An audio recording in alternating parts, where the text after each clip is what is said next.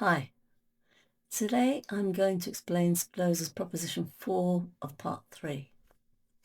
I'm reading it from my book, which I translated from the original Latin. And the reason I translated this is because every copy I've had so far has been difficult to understand. So I made it into an easily accessible form. I don't know if you can see where the propositions are well laid out. I've got an appendix at the front, and I've also got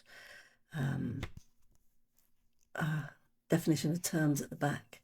Anyway, so if you want to support me, please get this copy of the Ethics translated by me from Amazon. Thank you. Okay, so let's start with proposition 4, part 3.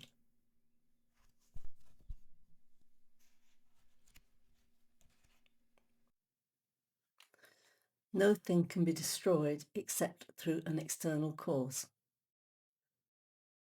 This is one of the most elegant and profound ideas from Baruch Spinoza's Ethics. If you've ever wondered why things in our world don't vanish on their own, or how destruction fits into the grand rational order of the universe, this proposition is a cornerstone of Spinoza's thinking.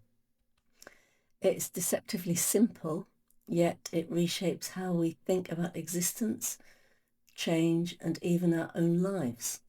Let me read it to you from my own translation, which strives to capture Spinoza's original Latin, but using modern words and with a clarity that feels alive and accessible today. So, the proposition states, no thing can be destroyed except through an external cause. Spinoza doesn't just drop this bombshell and walk away. He backs it up with a demonstration that's really as tight as one of his geometric proofs, because that's how he builds his philosophy. Like Euclid built the world from axioms, Spinoza builds from geometry. So here's the demonstration. This proposition is self-evident, for the definition of anything affirms the essence of the thing and does not deny it. That is, it affirms the thing's existence, not its non-existence. So if we attend only to the thing itself and not to any external causes, we will find nothing in it that could destroy it. So what's he doing here? At its core, this is about essence. When we define something, say a flame, a tree, or even a human being, that definition is a positive statement of what it is. It says, this exists in this way. There's no backdoor clause or anything else like, oh, and by the way, it also unravels itself. Nope, the very nature of a thing pushes towards persistence, towards being. Destruction isn't baked into the recipe. If you strip away everything external and just look at the thing in isolation, there's no self-destruct button. Nothing in its essence contradicts or cancels out its own existence. It's self-evident.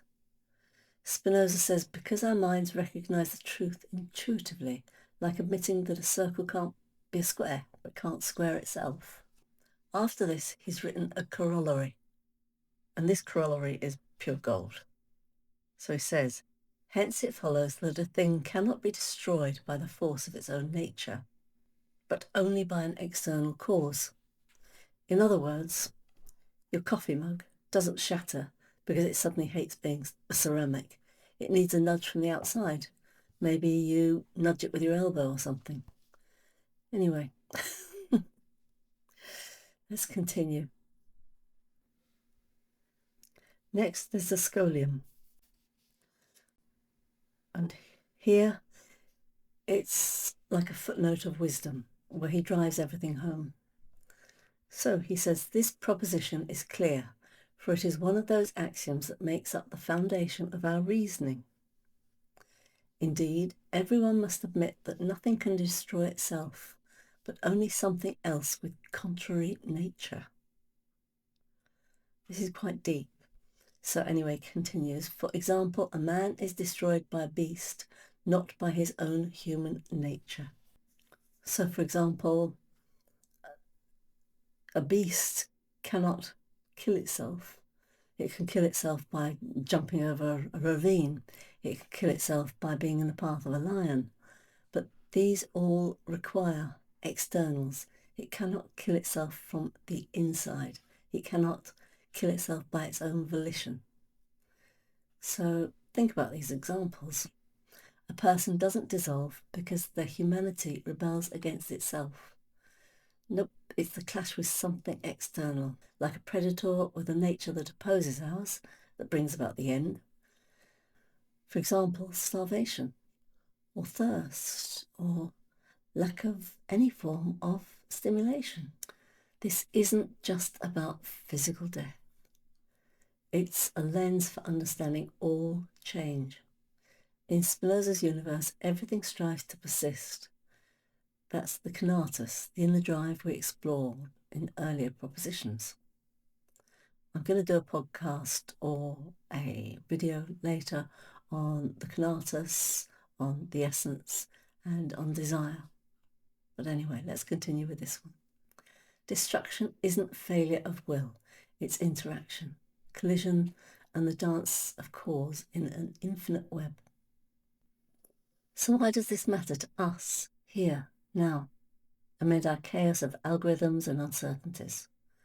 Because it reminds us that we're not fragile accidents waiting to implode. Our essence affirms us. We endure through reason, connection, and understanding. External forces, yes, they shape us through cause and effect. They challenge us too, but they don't define our core. We can't break from the inside. We can be broken from outside, but we cannot break ourselves. So that's what he's talking about in this proposition. You know, that nothing can be destroyed except through an external cause. There's a lot more to this, as you'll see as we go through the rest of Spinoza, of his ethics anyway. And I hope you enjoyed that. If this sparks something in you, I invite you to dive deeper with my translation of Spinoza's Ethics. It's published through Amazon and it's designed for modern readers. It's clearly laid out, it's got helpful notes, and even though it's timeless, it's very modern. You know, some of the older editions are very difficult to understand, but you know, this has been written in modern English language and is laid out so that we can do all sorts with it, like make notes on it and all sorts of things. Anyway, it's a pure translation from the original Latin. I tried other translations and I was going through Shirley, Curley, Elwes, and back to Shirley, and then I went to the original Latin, and I ended up just using that. So I figured, well, I may as well translate it for everybody and let everybody have that advantage too. Anyway, if you want it, head over to Amazon and search for Spinoza Ethics Debbie Butler. Grab your copy. The link I'll put in the description below. So let's keep going at this together. Thank you.